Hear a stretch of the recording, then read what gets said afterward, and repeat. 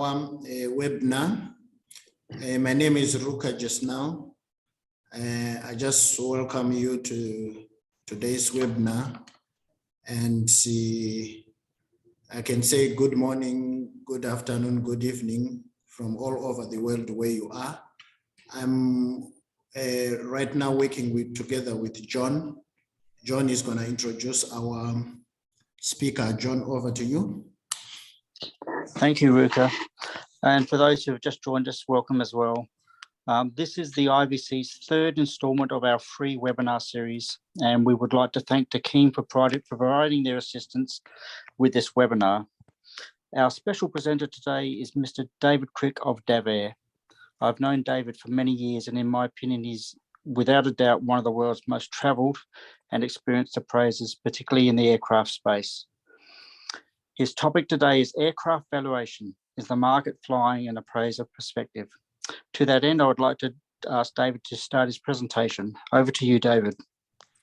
Thank you, John. Thank you, Ruka. It's very exciting to be able to share with you today some of the thoughts that we have around aircraft valuation, because I think as a part of the appraisal profession, there's many different specialities. And it's often very important to have people that are specialists in those areas to make sure that we have the correct and appropriate expertise to appraise those specific assets. So whether it's jewelry or businesses or production facilities or aircraft, it's very important to make sure that we have appropriate education and appropriate expertise to make sure those areas are served as best as possible. So the presentation today will be quite broad. It will give you an overview of what is going on in the aircraft valuation world. And for many of you, I would assume that many of you on the webinar today may not have had too much exposure to aircraft valuation. So this may give you some insight into some of the issues that you might face and some of the issues that need to be addressed when we are valuing or appraising aircraft.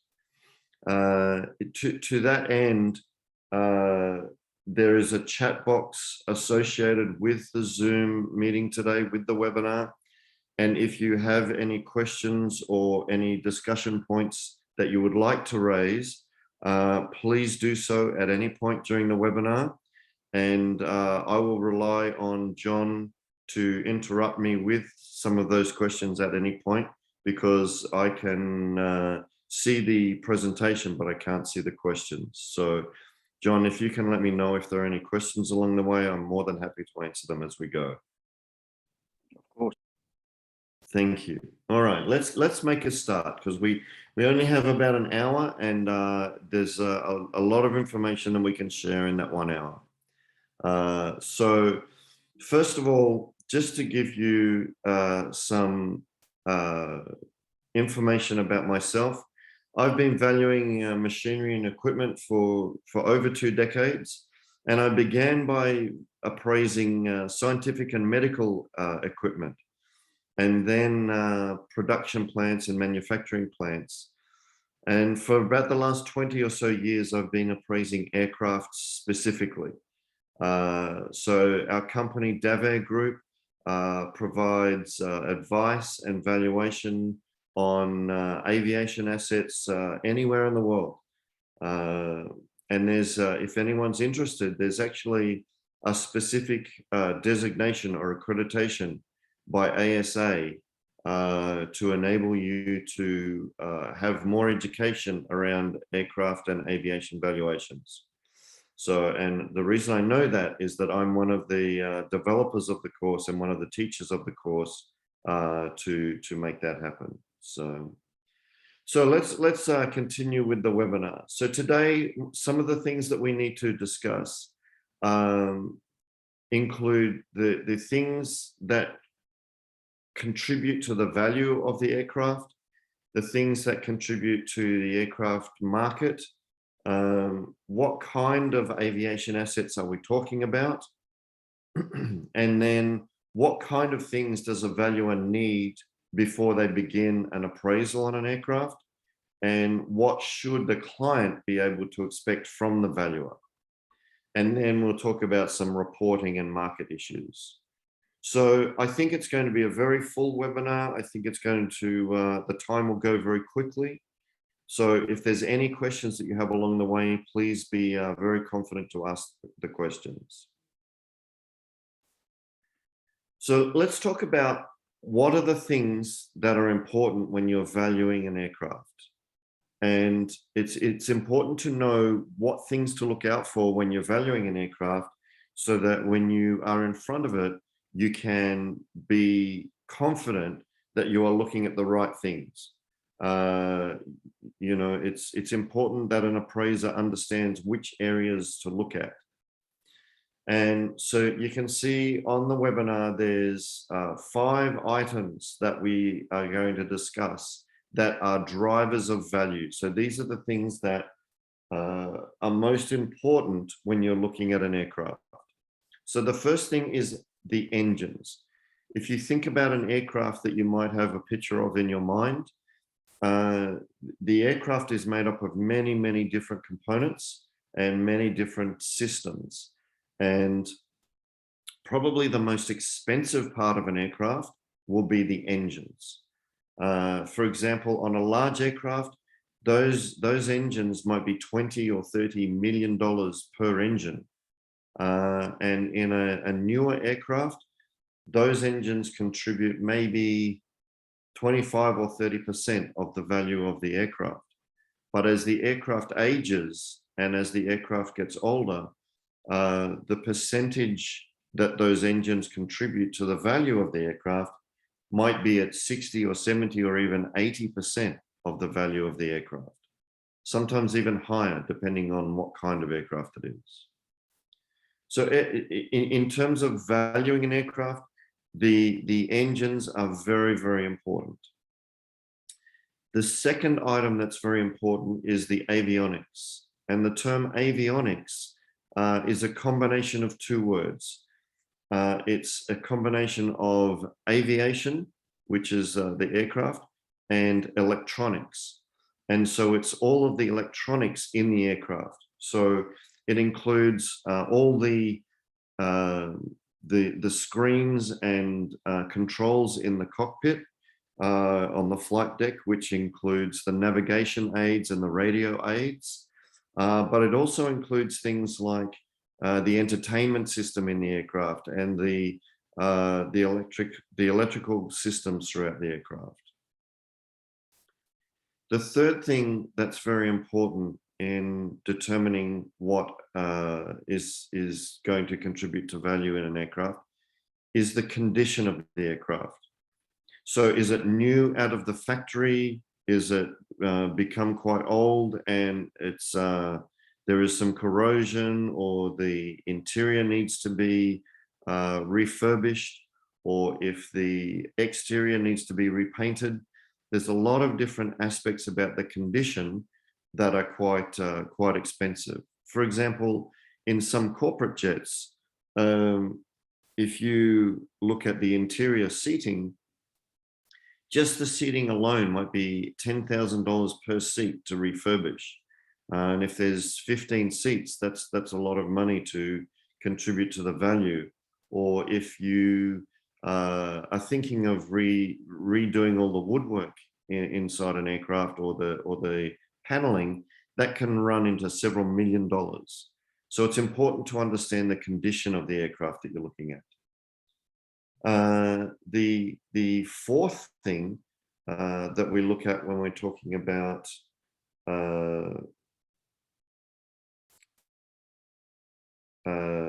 the aircraft is upgrades. And what I mean by that is that some aircraft, when they're delivered, they have the basic information required for the aircraft to fly properly.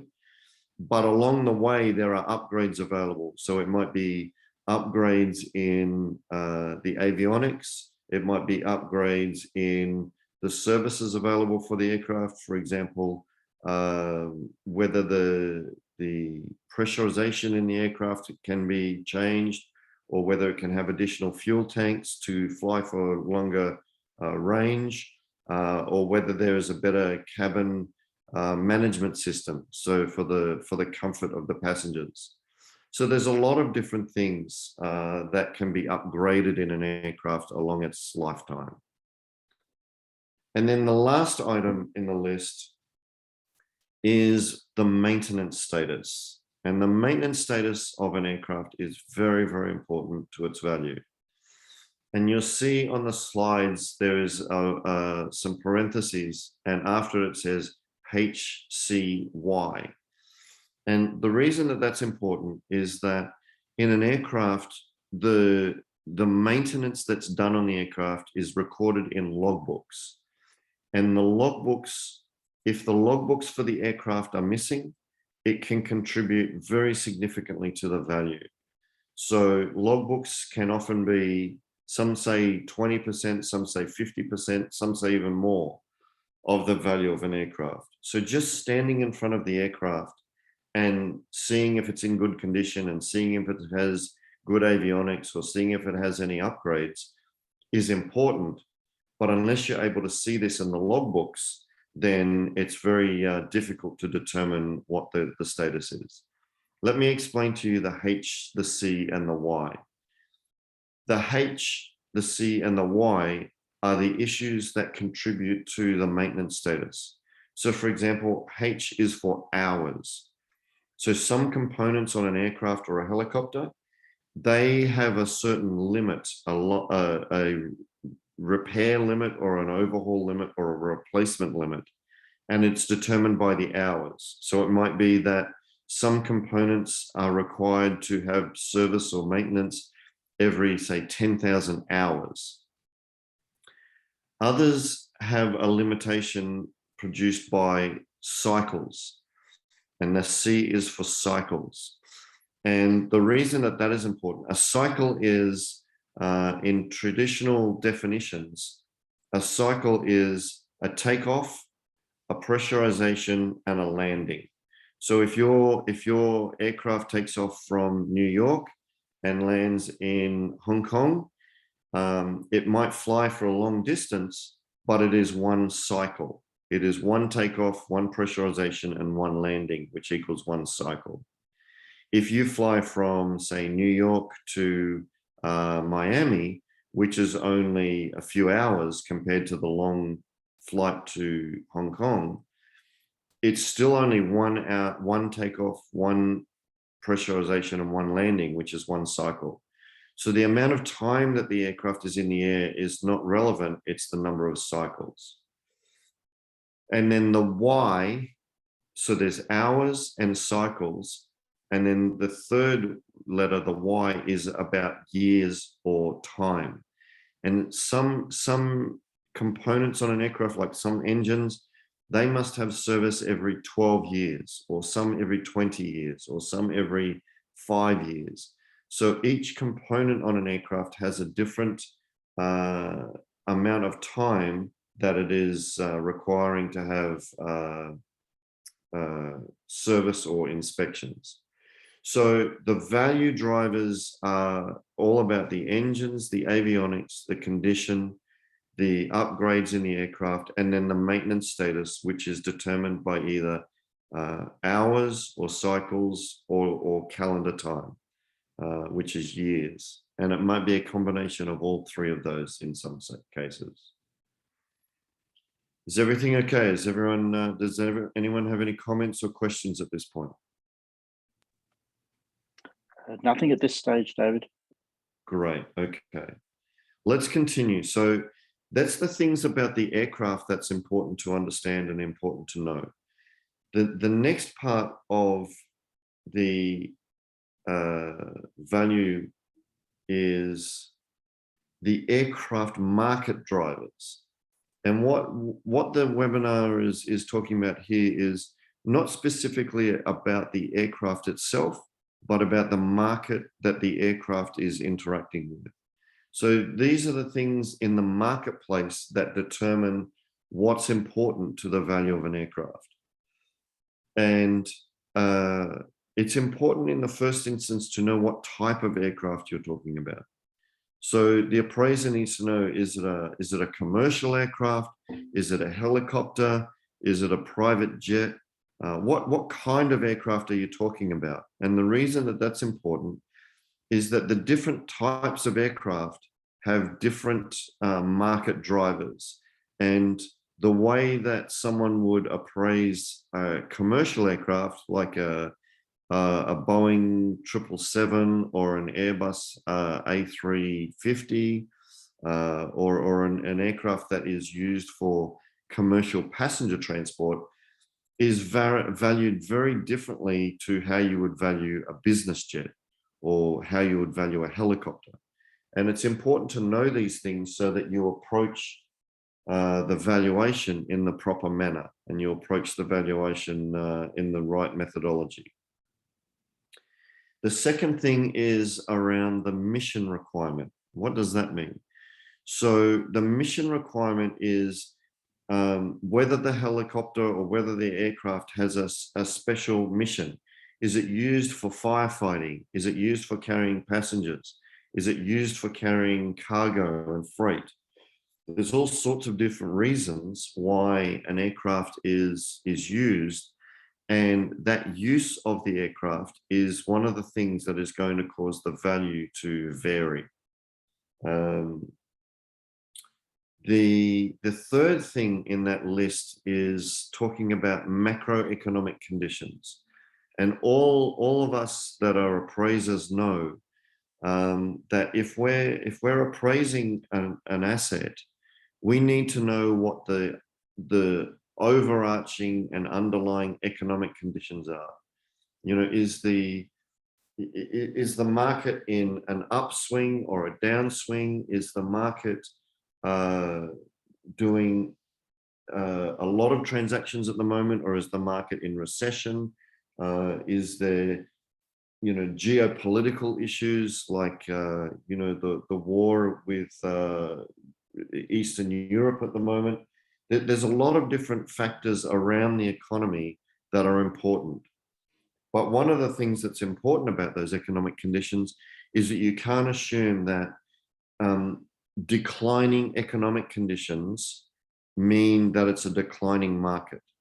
For example, in market conditions where the economy might not be performing very well, some aircraft types perform well because of their type of aircraft or because of their mission.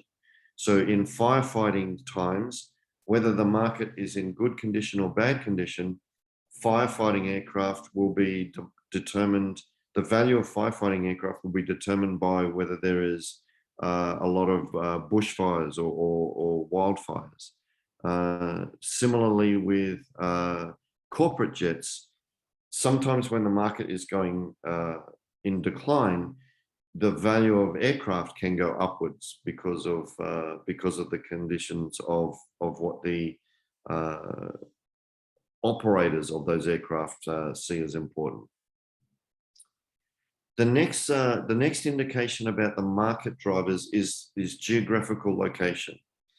And the important thing to understand there is that particularly with travel restrictions that are occurring at some times, particularly after the pandemic, if an aircraft is located in a difficult to reach area or an area where there are restrictions, then the values might be reduced because it's difficult to get to the aircraft and determine what its condition is. In that case, it's important to know where the aircraft is located for other reasons as well.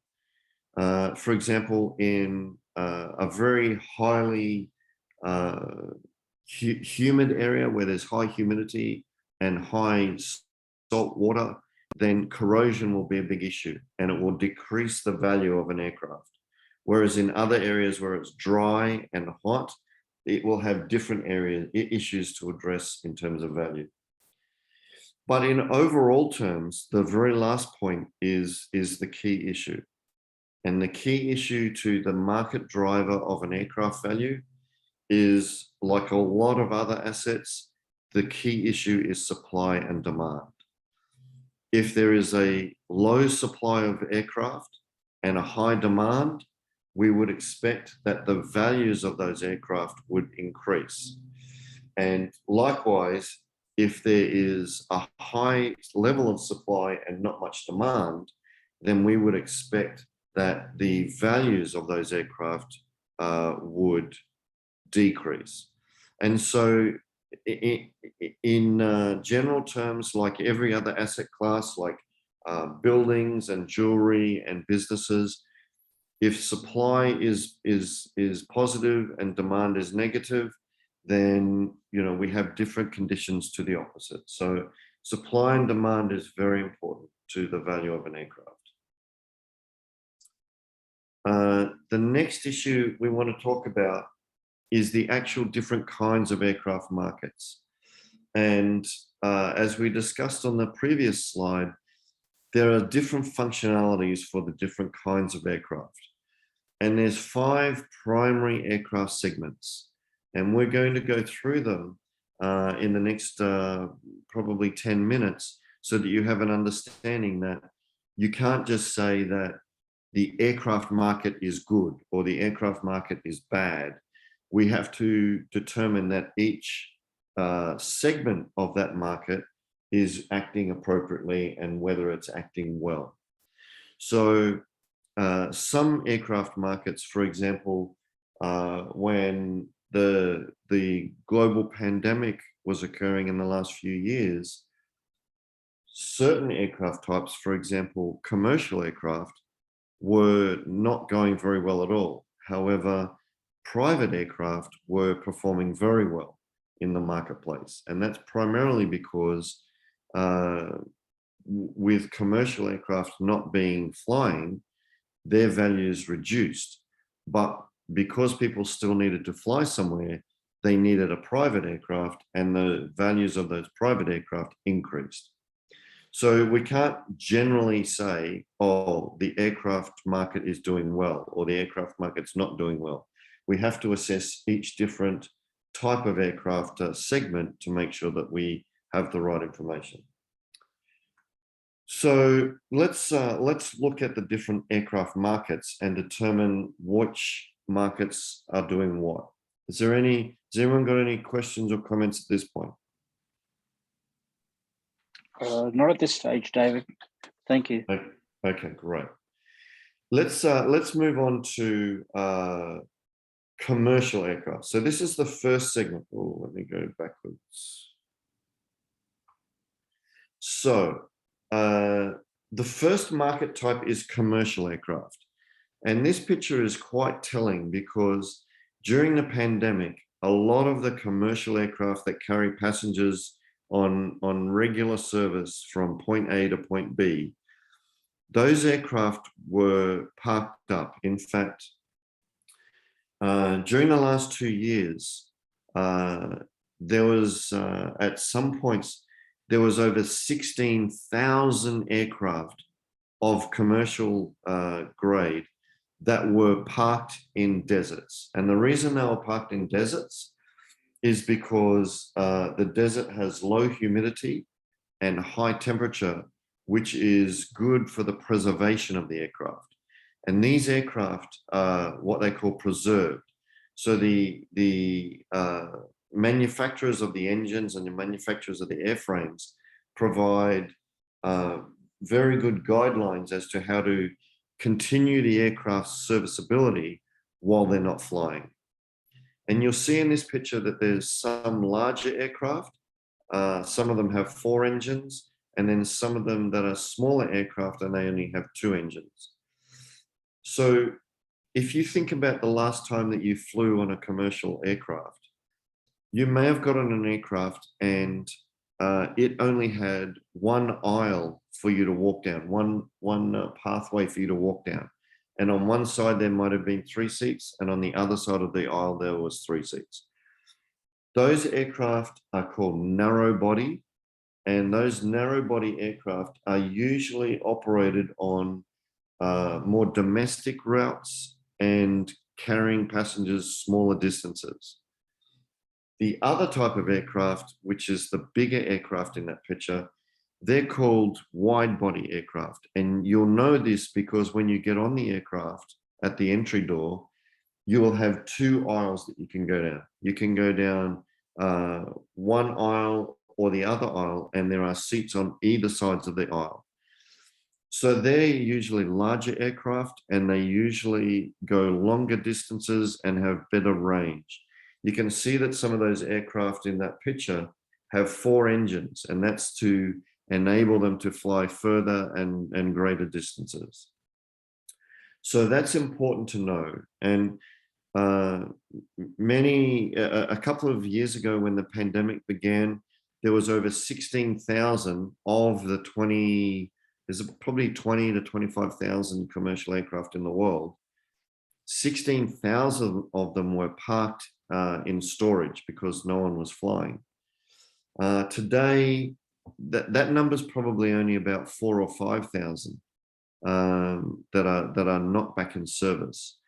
But it's important to understand that the narrow body, the smaller aircraft, have essentially all come back into service, and their values are doing well. But the larger wide body aircraft, for those that are in storage, they're the ones that are in storage, the wide bodies. And back in the last couple of years, values of these commercial aircraft, they're related to the lease rates. And the lease rates of these big commercial aircraft, they dropped by 30 or more % on the normal values. And thankfully now those values are returning. The values of those commercial aircraft are coming back to pre-pandemic levels. Yeah. Sorry to interrupt. Just I do have a question which may be relevant to what this segment is about. Yeah, go I have ahead. a question about the overall inflationary environment that's around the globe at the moment. Does that have much of an impact upon aircraft values? The short answer is yes, it does have an impact on the values. However, it depends on the aircraft segment. So the main thing that is driving the values of commercial aircraft is the fact that if you want to fly somewhere in the world on a commercial airline, they have scarcity of staff, and fuel costs have gone up, and the supply chain is making it very difficult for people to get maintenance done on their aircraft because it's difficult for the supply chain to supply parts. So those 3 inflationary and economic factors are very important. One is the availability of staff and crew, because don't forget, when the pandemic occurred, thousands and thousands and thousands of pilots and maintenance engineers were removed from their employment. The airlines said, we cannot pay you, so we'll lay you off. And when there was no pilots and no crew and no maintenance people, the airlines were able to continue. But what's happened now is the airlines are needing to increase their services, but they don't have the staff to do that. The second thing is the price of fuel. Fuel costs globally have increased enormously. In some areas, they are more than double what they were prior to the pandemic. And as you know, aircraft require a lot of fuel to get from one point to the other. And as the cost goes up, the cost of airfares go up.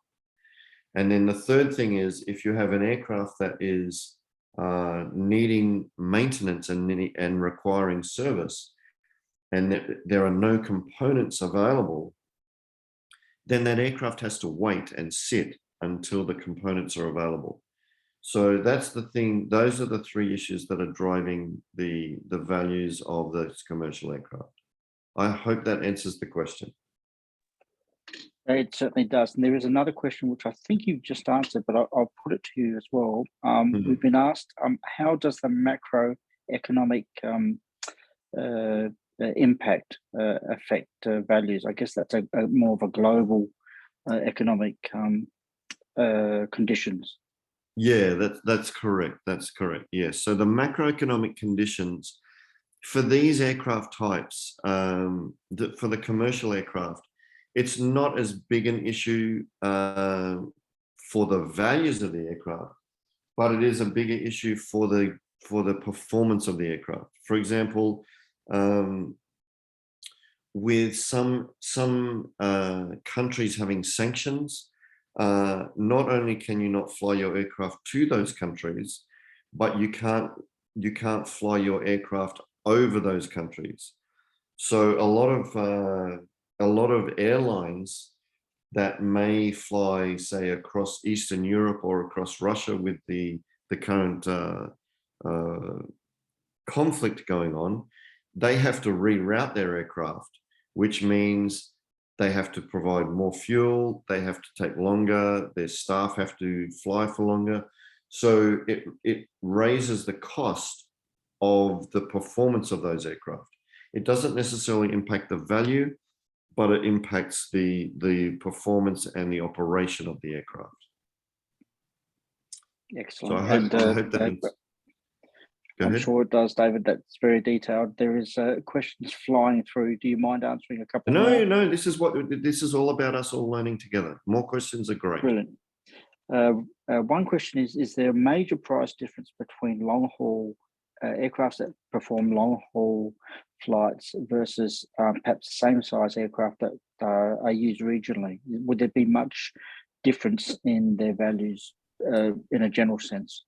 In general terms, there can be a difference. And let me go back to the previous slide where we talked about maintenance. And some things are due by maintenance for hours, some by cycles, and some by time. And if you have two aircraft the same size, and one is doing long haul, say from, like the example we use, from New York to Hong Kong, it does say 15 hours in the air, but only one cycle. And then you have the same size aircraft that goes from, say, New York to Miami, which is only 2 hours. So it does one cycle, but 2 hours. So the ratio of cycles to hours in one is 15:1, whereas the other is only 2:1. And where this becomes a value driver is that the number of cycles on the aircraft that's doing the shorter distance is higher. And if the cycles are higher, it's driving maintenance more quickly. And if it's requiring maintenance more quickly, it will be a value reduction because the aircraft is requiring maintenance more often. So they can be similar in value, but generally aircraft are built to fly. And as an aircraft does shorter distances, it can have an impact on value if the market demand is very shallow. But when there's very high demand, that reduction in value is less. So again, it gets down to supply and demand as well as the maintenance profile of the aircraft. I hope that answers the question. Is there more questions at this point? No, you've actually answered both questions. I'll let you continue on, and then I might pause you halfway through for some more questions. Of course. Yeah, no, just ask. Whenever there's questions, I'm more than happy to answer them. So that's kind of the commercial aircraft market. And, you know, aircraft of that size, they might begin at, you know, $100, $200, $300 million in terms of the supply of the aircraft. And realistically over time, an aircraft like that might last, say, 20 or 25 years. And the reason for that is the fuselage is pressurized. When you go above, say, 10,000 feet, the aircraft needs to be pressurized so that we can breathe. But what happens is when the aircraft is going through its cycles, it's pressurized, then depressurized, pressurized, then depressurized. And that creates fatigue on the fuselage, on the main body of the aircraft. So over about 20 years, the fuselage becomes fatigued and the value decreases accordingly. One of the assumptions that appraisers make is that it might last 20 years. Where this has become difficult is that the inherent nature of the aircraft has not changed, but the external forces cause a change in value. And what I mean by that is that if we look at the A380, the Airbus A380, which is a 4-engine aircraft that's literally only about 10 or 12 years old, they should have another 10 or more years of their life available. However, when they're coming to the end of their lease, and a lot of these leases are 10-year leases, it appears that there are better and more economical aircraft to operate available in the marketplace. So the demand for the A380s has declined significantly. And when these A380s come off their lease package, the lessor is looking to find someone to take on the lease and to operate the aircraft, but all the operators seem to be looking for a more economical aircraft to operate. And so therefore the A380 is not as popular, so demand has reduced. So therefore the values of those has reduced. And of the small number of A380 aircraft, that's the big 2-story aircraft. So there's 2 levels for the passengers to sit in. When they are getting to the end of their first term in leasing, they're actually not finding another leasing operator. So those aircraft are actually not finding a home, and their values are declining very rapidly. So it's important to know what kind of aircraft you're looking at to determine what kind of value we need to put to it. So that's commercial aircraft. Similar to commercial aircraft, we have the next segment, which is freighter and cargo aircraft. So they might be the same type of aircraft that we saw in the previous slide. So they might be the same type of aircraft as this. However, they are configured differently. All the seats are taken out. There's modification to the main entry doors, and essentially the only thing that goes in those aircraft is freight. And this market has gone crazy. Whereas during the pandemic, the same aircraft that was used for passenger transport reduced and decreased in value, now in this market, those aircraft have increased in value, because when no one could fly from one country to another or from one area to another, there is still a requirement for freight to get from one country to another, and cargo to get from one region to another. The other thing that's important there is that the increase of online shopping. So, only 3 or so years ago, most people would do their shopping by going to the actual bricks and mortar shop. They would go to the shop and look for what they wanted and take it away. Now what's happening is that the world is shopping online. And with online shopping, the most important aspect of that is the delivery of the goods. If you've gone shopping online, the very important thing to you is that you get your goods delivered. Well, freight is the way that happens. And these freighter aircraft is what's driving that marketplace. So between the pandemic and the increase in online shopping, freighter aircraft are very, very important.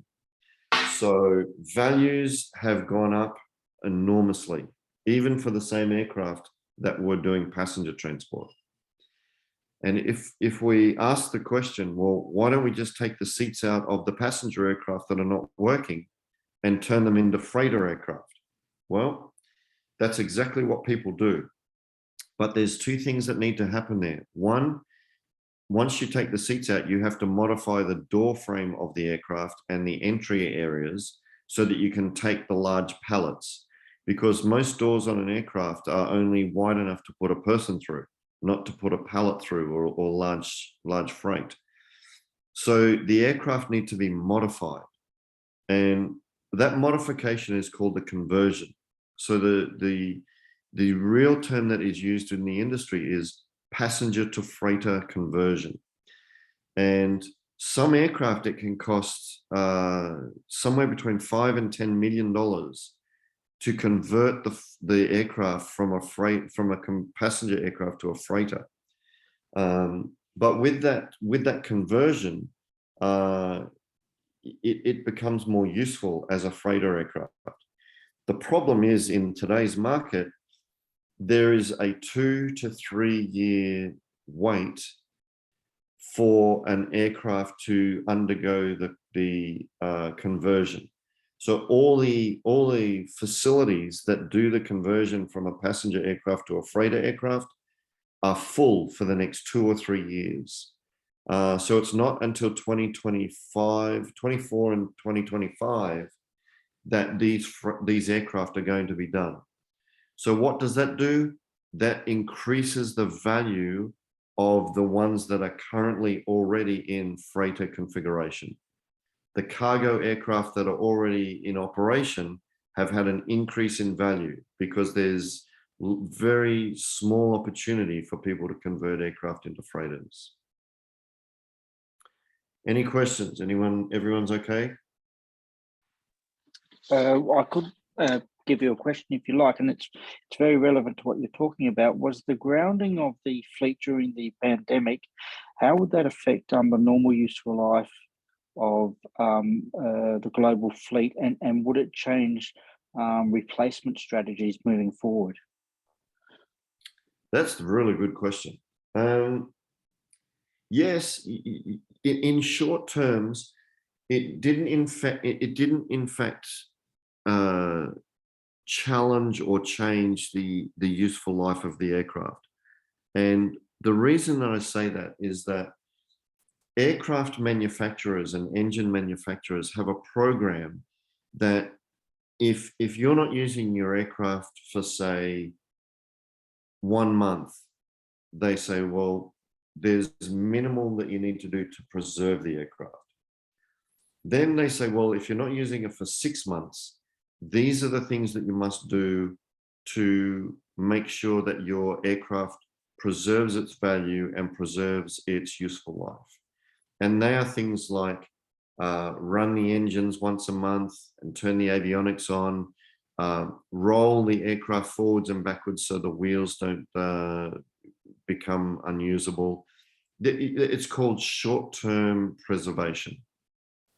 Then if we get into longer term, say 1 year, 2 years, 3 years, the manufacturers have another program that says medium-term or long-term preservation.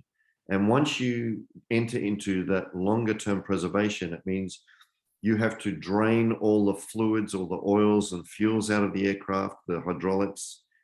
Then you have to put special mold and fungus reducing fuels and oils into the aircraft so that they're preserved.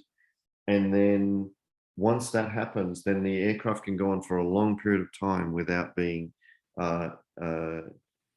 inhibited in its long-term longevity. The issue then is, though, that it does take some period of time to bring the aircraft back into service. So you'll see a lot of these international airlines that say, oh, great, we're flying again, but it's going to take us another 6 to 12 months to bring the aircraft back from preservation.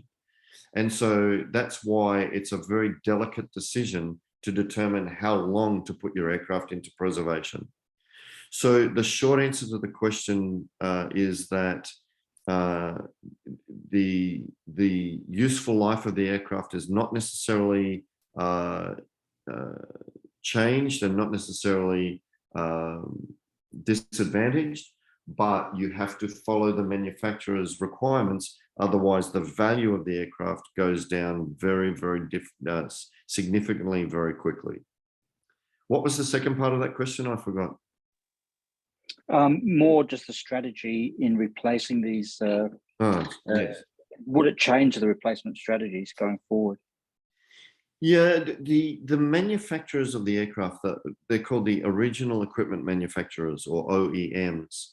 The OEMs have a very strong strategy in terms of fleet replacement, and as aircraft get older, they need to replace them with newer aircraft, and they call it refleeting.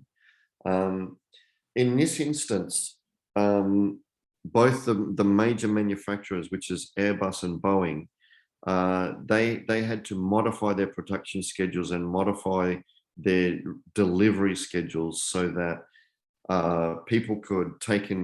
companies could take into account what was required to get their fleet back out of preservation, but also through their refleeting program. So it did modify it slightly, yes. Thank you, excellent answer. I just have one other question if you've got time. Yeah, of course. Yeah, this is what we're Before doing. we move on, it's a really good question about valuation. One of the attendees has asked how you might value or go about valuing aircraft that are no longer in production, such as the Airbus A380. Some airlines will still have them on their books, Yes. but they may be difficult to get parts. And also, would you be able to use that as collateral for banks, for finance? It seems a tricky one. It is a tricky question, and I think the short answer to that question is the value of an aircraft is essentially determined by what a buyer will pay for it. And that also drives the finance collateral question as well, because a financier or a banking institution, their driver is to say, well, we're happy to fund the aircraft, but what happens if we get stuck with it? How will we recoup our money if we have to get rid of it in the marketplace? And one of the things that happens for older or redundant aircraft is that they become second use. So, for example, a larger aircraft might be a passenger aircraft, and then later in its life, it might be converted to a freighter aircraft, and then it might become go from a first world country to a second or a third world operation, and they have a life cycle that says, you know, as it ages, it has less prominence in the marketplace. And what happens as it has less prominence in the marketplace is the value decreases. And the final point of that decrease in value is that it becomes what's called part out value. And part out value is similar to what we would call, maybe for another asset segment, for another equipment segment, we might call that scrap value. So there'll be a company that might want to buy the engines. There'll be another company that might want to buy the landing gear. There'll be another company that might want to buy the flight controls. There'll be another company that might want to buy the avionics. So there is quite a robust marketplace for aircraft when they need to be parted out or need to be scrapped. Is there more to that question that I need to look at? No, I think that covers it. We have two more quick questions if you've got time. First one, and the answer may not be that simple, but does a repaint of an aircraft, does that automatically increase its value? Repainting? Yeah, so yeah, for this type of aircraft, you're probably looking at maybe somewhere in the $300,000 mark to repaint an aircraft of this size, $300,000 to $400,000 US. And usually that becomes part of scheduled maintenance. So, for example, it might be what's called a C check, which might happen again in a certain number of hours or cycles or calendar. The aircraft automatically get painted. So it's around every 5 or 7 years that an aircraft might get painted. Some aircraft, it might be 10 or 12 years, depending on where they're operating and whether they are hangared. But there is often a correlation between the cost of paint and the value before and after paint. So if an aircraft requires paint, a prudent purchaser would make an allowance for what it's going to cost to paint the aircraft. This is particularly important in private aircraft. Very, very important. The paint is important. And so if the paint requires work, usually that means it also needs some corrosion inspections. And usually it means that there is some remedial work to do with the aircraft. So paint absolutely does impact values significantly in some circumstances. What was the other part to that? Thank you. No, there's another question, which is separate again, and I was waiting for this question to come up, but is there a particular, in your opinion, valuation method that provides a better result, a better valuation result out of the three prime methods? Yeah. It's in aircraft, the market value, it depends what kind of value you're trying to ascribe to the aircraft. But if we're just talking about market value or fair market value, the primary tool that we would use for a commercial aircraft is the half-life. So when the aircraft and the engines are halfway through their maintenance cycle or halfway through their life, that is the midpoint. And then we would adjust for market comparisons one way or the other. So if it needs maintenance, we would adjust down. If it's just had maintenance, we would adjust up for the value. And that is the value of a commercial aircraft, like we've been speaking about, is based on the cost per seat per mile.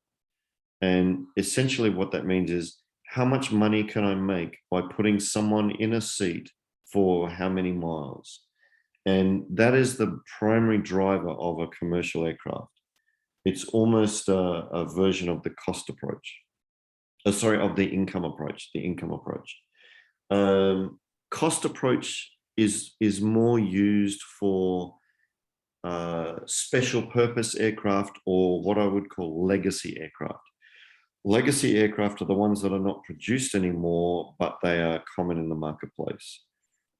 The third approach, which is by far the most common, is the market comparison approach. And while the income approach is primarily used for commercial aircraft, in corporate aircraft and business jets and helicopters, it's generally the market comparison approach that is used to determine the best method of valuation. But of course, as all good appraisers know, we must consider all three approaches to value in order to determine the most credible value result. Excellent, thank you. There is a follow-up question which kind of goes along the same line. Is there a better a better method of quantifying depreciation? You talked about cycles, hours, and years. Is there one that is more common, a common way of quantifying depreciation in an aircraft, in your opinion? If we're talking about depreciation, that sounds like an accounting term rather than a valuation term. And in terms of accounting, it's usually done on a calendar basis. So for example, a 2015 aircraft would have depreciated by this much by 2022. It's less important about the hours and cycles when we're talking about accounting depreciation. When we're talking about market depreciation, it is extremely demand driven and supply driven. So it's difficult to say whether it's hours or cycles or calendar when we're talking about value depreciation, because it's all demand driven. Whereas accounting depreciation is usually done by according to the year of manufacture. Thank you. I just one very quick question before I let you move on, because we're getting close to our time frame. But there is I've only got 35 slides left. This is another. The attendees have got excellent questions, and they're very interested in that. They're coming up with some surprising questions. This one is in regards to the high cost of airline fuel or aircraft fuel, and how much it's risen over the years. Is there a particular aircraft or particular engines that demand or command a premium price because of their efficiency? That's a really good question. So two primary things are happening in the marketplace. If we go back to the previous slide, what we'll find, if we go back to this slide, you can see that there's some aircraft that have 2 engines and some aircraft that have 4 engines. The market has determined that it is a high cost and highly inefficient to run an aircraft with 4 engines. The cost of fuel and the cost of a maintenance on a 4-engine aircraft is incredibly high. So the marketplace has basically said, we want to use 2-engine aircraft. So the demand for 4-engine aircraft has reduced significantly, and therefore the values of those aircraft has also reduced significantly. If we look at twin-engine aircraft rather than quad-engine aircraft, their values have increased, and that's becoming more sustainable. The more modern aircraft, so for example, if you look at an A320 versus an A320 Neo, the newer version has more cost-efficient airframe, more cost-efficient engines, and better performance with that better cost efficiency. So they've gone to composite aircraft, they've gone to engines that are capable of using sustainable aviation fuel. So SAF is sustainable aviation fuel. That is the big thing at the moment. That is the thing that is driving value. So the first thing is 4 engines to 2. The second is engines that are capable of using sustainable aviation fuel, which is the biodynamic fuels. And the fuel is more costly, but the win that you have with the fact that the aircraft are able to perform better, have less maintenance, and fly further for cheaper is offsetting those additional costs. So the 2 issues are, 1, 4 engines to 2 are better, and more modern aircraft with better engine architecture are becoming more popular and more in demand. Does that help? Excellent. Yes, thank you so much for the answer, Dave. I think I will we've got some more questions, but I'd rather you move on a little bit so we can get a bit of progress going. Well, I think we've only, I know we've run out of time, and we've only approached 2 of the marketplaces. Perhaps at another point in time, we might do a different webinar that talks about the other markets. Excellent. Because I think that everyone is quite busy and needs to know that if we said it would be an hour, it would be an hour. Is there any questions in the last few moments that we can answer that will help people? Well, I know there are two have come through that are interesting. One is with regards to the income approach. What would be the holding period for cash flows? Would it be 1, 2, 3, or 5 years? Do you have any opinion on that? Usually, the issue with the income approach for commercial aircraft is it's usually based on leasing rates. So the value of a commercial aircraft is not necessarily based on the discounted cash flow and the maintenance reserves and what have you. It's more based on the lease rate. So, for example, prior to the pandemic, there were lease rates that were, $400,000 and $500,000 a month, and during the pandemic, that dropped to sort of $300,000 per month, and now they've gone back up again. So the driver of the values of these commercial aircraft is the lease rates on a monthly basis. Okay, excellent. And another question, which is, I know it's an open question, but how accurate are aircraft valuations? That's part one of the question. And two is do the banks, do you have any comment on what the bank's margin of error would be, like their risk component that they would put against appraisers' aircraft valuations for themselves?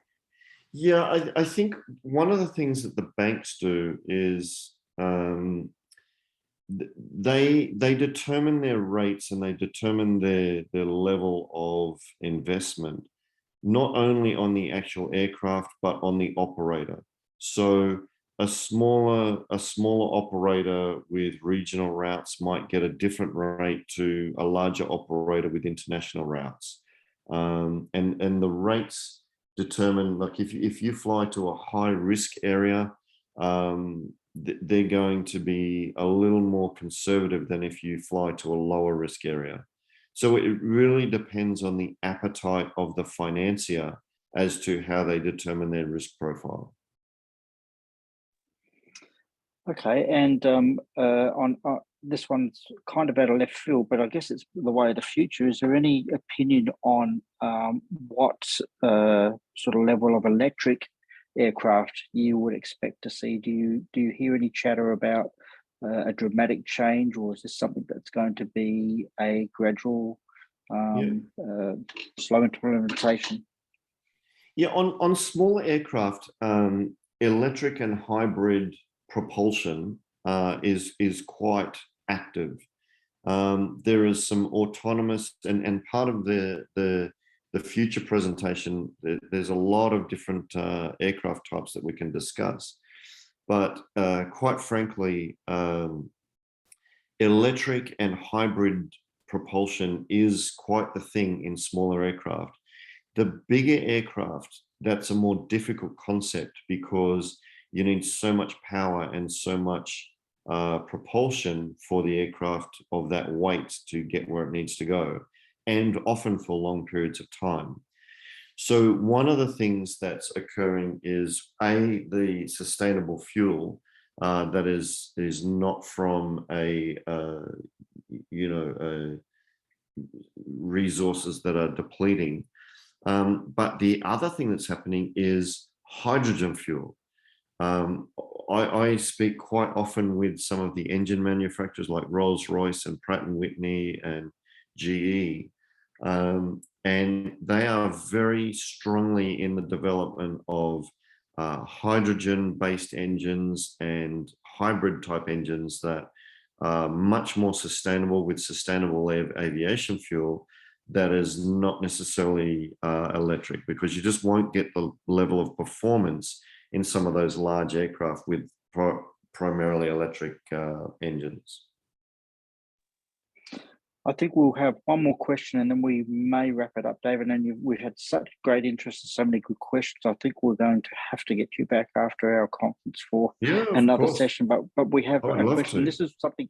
Thank you. And this is something that I was going to ask myself, but someone bet me to it. The aircrafts or manufacturers of aircrafts that have either crashes or are grounded, like we recently saw a whole fleet grounded. What sort of ongoing effect? Boeing 737 MAX, yeah? That's it, yeah. So what sort of, and particularly even if there's a crash of a particular make, what sort of ongoing effect does that have on values? Is it a short-term spike, or and do things come back to normal once the regulators are satisfied, or is there a stigma out there for investors and banks, etc.? It's really interesting. In the helicopter industry, there's been some issues with this, and also in the commercial aircraft space, there's been some issues with this. And the real issue is how the regulators respond and how the manufacturer responds. Some manufacturers, it may appear that they put their head in the sand and they say, oh, there's no problem here, let's just keep going. And that the market doesn't really appreciate that. But for example, with the Boeing 737 MAX that you talked about, for quite a few years, and the pandemic didn't really help the circumstances. But for quite a few years, they had 400 and 500 and 600 aircraft manufactured with no place to go, no home to go to, no one to purchase them or lease them. Since then, with the requirement for more aircraft and the requirement for newer technology and newer aircraft, now that those issues have been fixed with the 737 MAX and the regulators and the manufacturers have come to some solutions, there's from my in introductions and in conversation with industry people, there's not even 100 of those aircraft available in the market anymore. So the demand has spiked up again. So I think there is a period of uncertainty and a period of decrease in value, but depending on how the manufacturer and how the regulators solve the issue, they do come back quite strongly. And now there are fleets that are only supplying with the 737 MAX. So there is a way through. It does have a spiking decrease in value, but it does come back. It just depends how quickly. Yeah, I guess they are still valuable assets, regardless of whether they're in operation or not. But look, some of the answers to those questions can be software driven, and others can be hardware driven. If it's a software driven answer, then it's much more economically viable to have less impact. Yeah, of course. Well, look, I think we're going to have to close the session because we're just running out of time. But there's only 47 more slides, so we'll do that another time. We'll do it over a number of webinars. But we have to say, David, your depth of knowledge in this area is just phenomenal, and we have so many thanks to you from the IVC, but also the attendees are just really grateful for you sharing your knowledge. And we'd like to thank you for taking the time, and we hope we can have you back. I'd be very honored to come back. We haven't even got to the juicy stuff left. I can show you a couple of slides. These are the ones that might be exciting along the way. So let's come back and do a different webinar at some other point. Okay, and thanks, David. We really appreciate it, and thank you, Taqiim, as well for providing the platform for this. Thank you particularly to our attendees as well. Thank you, everyone. Thank you, Have everyone. a great day. Thank you. Bye-bye. Bye-bye.